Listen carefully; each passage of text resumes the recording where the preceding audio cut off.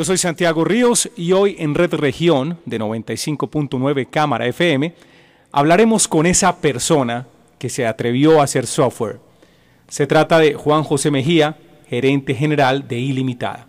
Juan José, bienvenido a Red Región de Cámara FM. Muy buenos días, muchas gracias.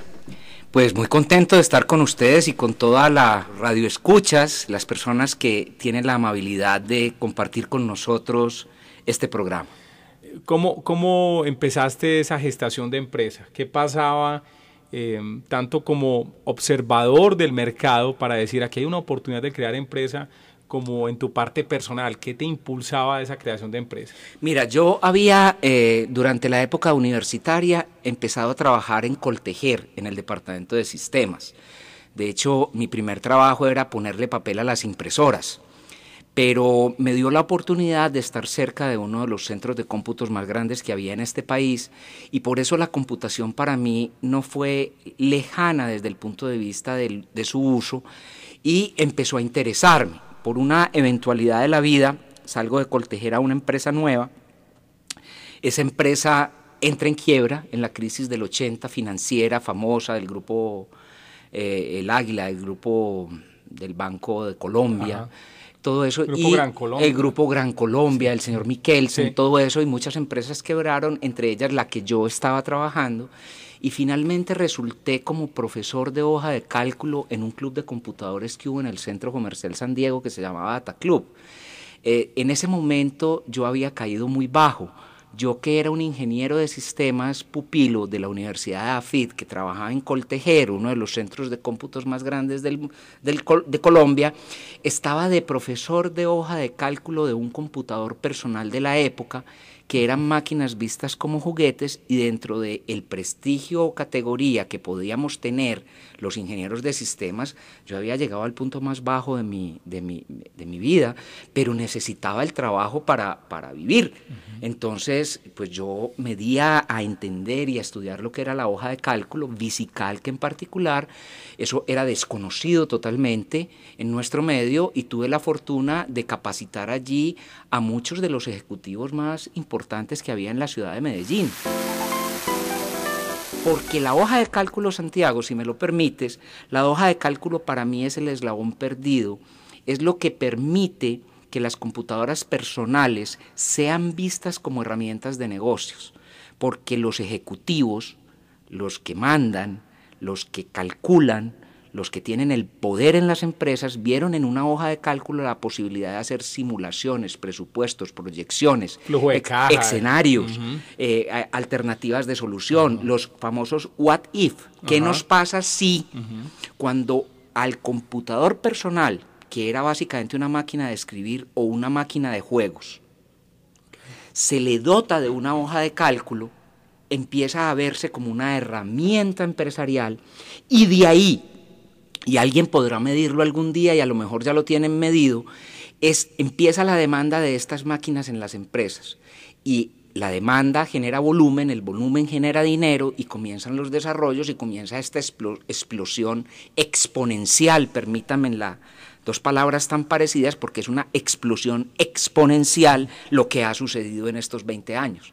Mejor dicho, hay varios paradigmas que se rompen, o varios puntos de quiebre en la historia de la tecnología y la relación de las personas y las empresas con la tecnología, y uno realmente importante fue la aparición de la hoja de cálculo. Para mí ese es el corazón, esa es la pepa, como decimos en paisa, de que la industria, en el tema empresarial. Sí, obviamente hoy la tecnología tiene unas áreas que ha avanzado muchísimo, científicas, de entretenimiento, juegos, de video, todo eso, pero yo digo que si no hubiera habido ese jalonazo empresarial a través de la demanda, computadoras para el escritorio del gerente, no hubiera habido el volumen económico que esta industria requería.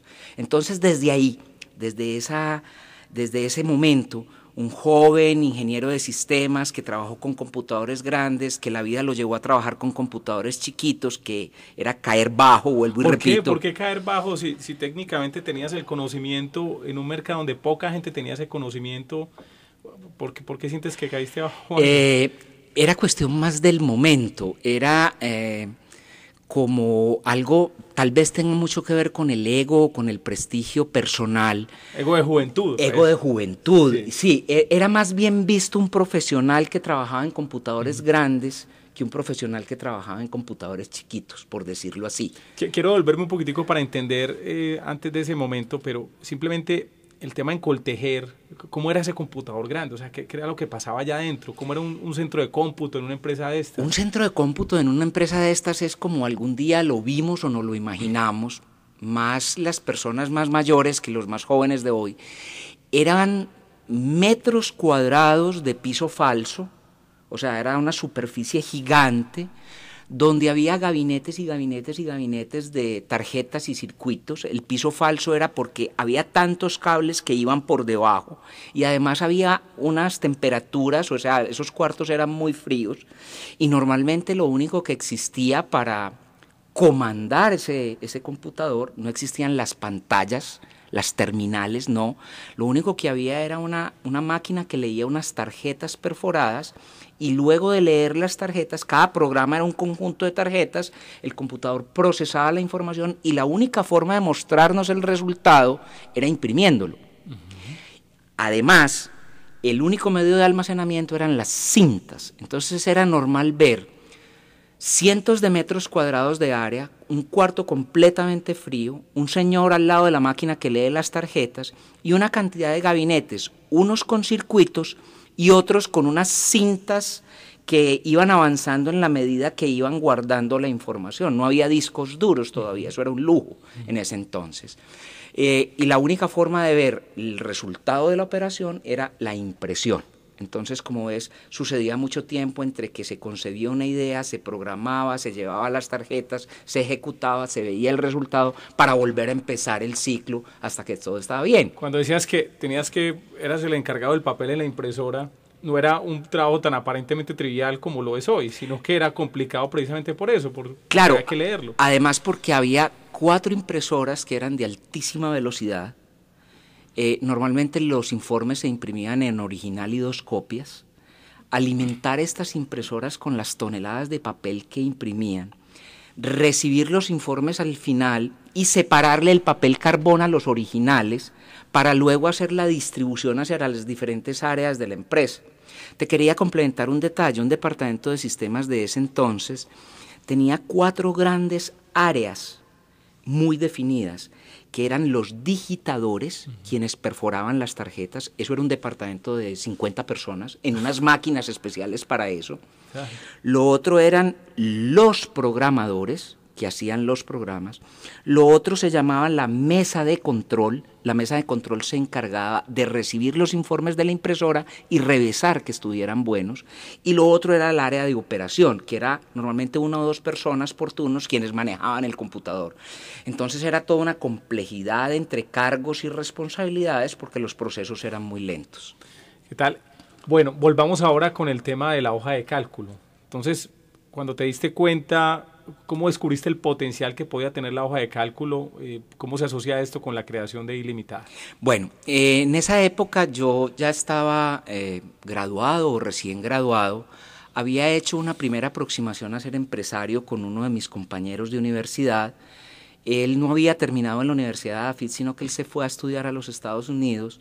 Es Jaime Echavarría, hijo del difunto Jaime R. Echavarría, el compositor y exgobernador de Antioquia. Él desde Estados Unidos y yo en Medellín compartíamos cassettes. En vez de escribirnos cartas, nos grabábamos cassettes como amigos y tuvimos una primera intención empresarial alrededor del año 83. Para el año 86, circunstancias de la vida, personales unas, empresariales otras, de juventud otras, nos llevan a hacer una separación. Y yo estoy parado en el año 86 pensando en si me empleo o hago empresa, y tengo como una disyuntiva. De hecho, el señor Andrés Posada, que era miembro de la Junta de Cadenalco, que existía en ese entonces, Andrés Posada, de los dueños de Confecciones Marinela, una empresa que ya desapareció también, me propone como candidato para ser el director de sistemas de Cadenalco. Yo tenía 26 años, director de sistemas de Cadenalco. Puesto gigante. Era un puesto gigante, ahí había 200 y punta de personas a cargo. Yo era un sardino, sin experiencia en management de personal, en manejo de personal, algo intimidante, muy avispado, como decimos, entendiendo pues la tecnología y lo que significa, y me ofrecen, me proponen como candidato. Voy a un par de entrevistas. El salario era para ese entonces una cosa que yo nunca me había soñado, y recuerdo que por primera vez sentí el sabor de que es que además de su salario tiene un carro a su disposición. Yo no conocía eso sino en las películas, ¿no es cierto? Era muy tentador. Entonces tengo la fortuna de irme por primera vez a los 26 años, salir del país. Yo no lo había hecho. Y salí del país a una feria que hubo en Los Ángeles sobre software de ese entonces. Recuerda el contexto, estamos hablando que lo más avanzado era una hoja de cálculo que se llamaba VisiCalc, un programa que manejaba datos que se llamaba VisiFile, ¿no es cierto? Y había dos procesadores de palabra, el WordStar y el EasyWriter, era el otro. Microsoft no era lo que es hoy, Apple no era lo que es hoy, y yo me voy a esta feria y me siento ahí a escuchar las conferencias, y en el almuerzo había un buffet y uno se sentaba en cualquier mesa.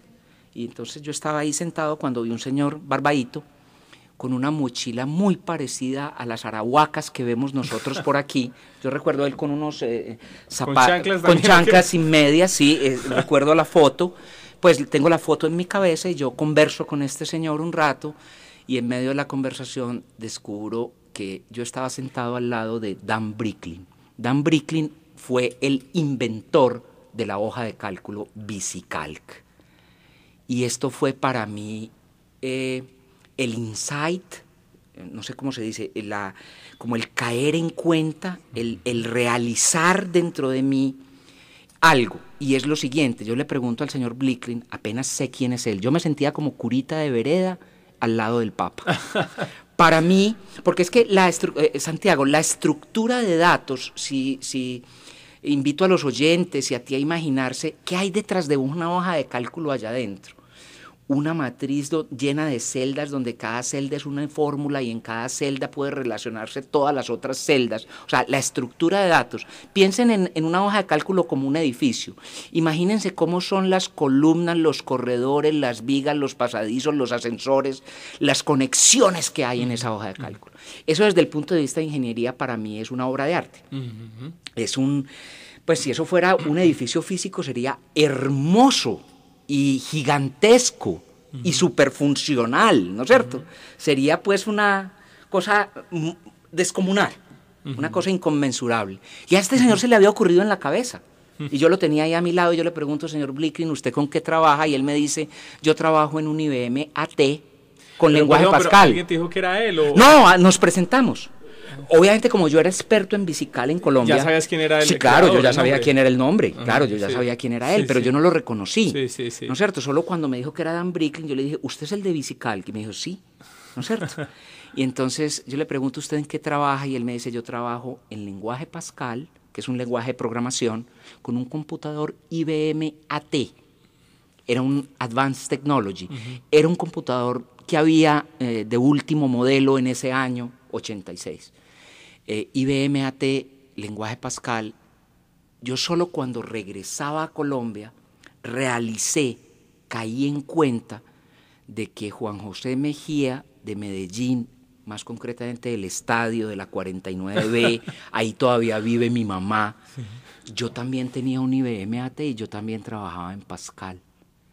Y entonces yo dije, estar sentado al lado de Dan Bricklin, él tiene sus ideas y sus necesidades en su contexto, en su país, un país de oportunidades, como se le dice a América, pero yo tengo mis ideas y mis necesidades, y lo que sentí que había en común era, primero de todo, seres humanos con capacidad, y en segundo lugar, el acceso a la misma tecnología, porque yo hoy, aquí, o hace 30 años allá, cualquier programador de computadores puede tener los mismos computadores y los mismos lenguajes con las mismas capacidades que el mejor de los programadores del mundo. Es ahí, Santiago, cuando aparece como ese bombillito, si esto fuera una caricatura, en donde yo me digo, en la industria del software, y esto sigue siendo válido hoy, no somos país en vía de desarrollo, no somos tercer mundo, no tenemos un atraso mental, no somos discapacitados. Tal vez si hablamos de producir circuitos o producir carros o producir medicamentos o qué sé yo, cosas nucleares, Colombia tenga que vivir un proceso muy grande de adecuación de infraestructura o de compra de tecnología o de adquirir conocimientos y formar personas. Pero cuando hablamos de hacer software, cualquier persona puede tener acceso, y más hoy que hay el internet y todo, a las mismas herramientas de los mejores del mundo. Entonces, eso a mí lo que me dio fue como una validación global. Mi mente se abrió. O sea, como quien dice, Juan José, usted tiene una etiqueta y se llama usted piense global. Y como dicen por ahí en una frase muy trillada, pues obviamente actúe local y piense global. Pero entonces yo me di cuenta desde el 86, vamos a hacer software. Regreso de ese viaje con esta historia en mi estómago, porque así era, yo tenía un sentimiento ahí engranado, enclavado, y digo, yo no me voy a emplear, yo voy a hacer software. Ya tenía mi computadora y me fui a buscar un programador. Había una compañía que se llamaba Shelmar de Colombia, y ahí conocí a un gran programador que se llama Juan Carlos Arango, hoy es el jefe de sistemas de Colombiana de Comercio Corbeta aquí en Medellín, y le digo a Juan Carlos, yo voy a hacer una gran empresa, ¿usted por qué no trabaja conmigo? Él estaba muy ubicado en Shelmar de Colombia, yo no era nada. Por dicho, decidiste después del regreso del viaje caer en algo muy bien, pero no voy para allá. No voy para allá, no, yo no voy para allá, yo voy a hacer empresa. Y un hermano tenía cerca del San Andresito del estadio, del Diamante, del Centro Comercial Diamante, tenía un lotecito de estos, le puso piedrita y una caseta, él buscaba alquilarlo de parqueadero. Y yo le dije, ¿usted por qué no me presta esa casetica que hay allá? Era como una construcción pequeña, un baño y una oficinita. Y efectivamente ahí puse en mi computador, le eché el cuento a Juan Carlos acepta ese reto, me creyó, era tal mi energía. Él se sienta a programar, yo como ingeniero, él como tecnólogo, y aparece inmediatamente, miren cómo en la vida no se sabe si algo es bueno o malo, justo haberle enseñado hoja de cálculo a muchos de los ejecutivos y empresarios de la ciudad de Medellín, me abrió puertas.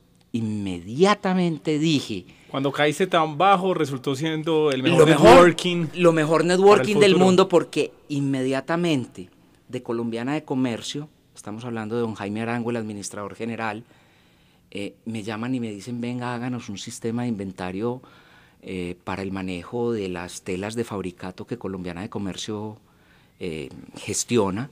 Inmediatamente Óscar Posada y Andrés Posada de Confecciones Marinela me llaman y me dicen, Juan José, venga para que nos haga un sistema que maneje el Cardex y la producción de la ropa interior de Marinela. Inmediatamente de Londoño Gómez, los constructores y comercializadores de vivienda me llaman. Les había enseñado a todos los directivos de estas empresas.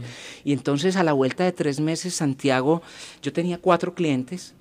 Importantes. Ellos también estaban por primera vez como empresas avanzando en el tema de sistemas. Pero ahí el software que estabas desarrollando era la medida, era la necesidad de ellos. Claro, a las necesidades total, como te digo, para Corbeta era un sistema de inventarios que se convirtió en inventarios y facturación, y luego se convirtió en inventarios, facturación y cartera, y para Londoño Gómez era un sistema de venta de propiedad raíz con el manejo de trámites, y para Confecciones Marinela era un sistema de cardes de producción, que tenía las unidades que había en existencia en la bodega y las que estaban en proceso y las que estaban pedidas por los clientes. Entonces eran como 3 sistemas que en ese entonces eran completamente desconectados. A cada cliente se le hacía lo que pedía y así empezó Ilimitada.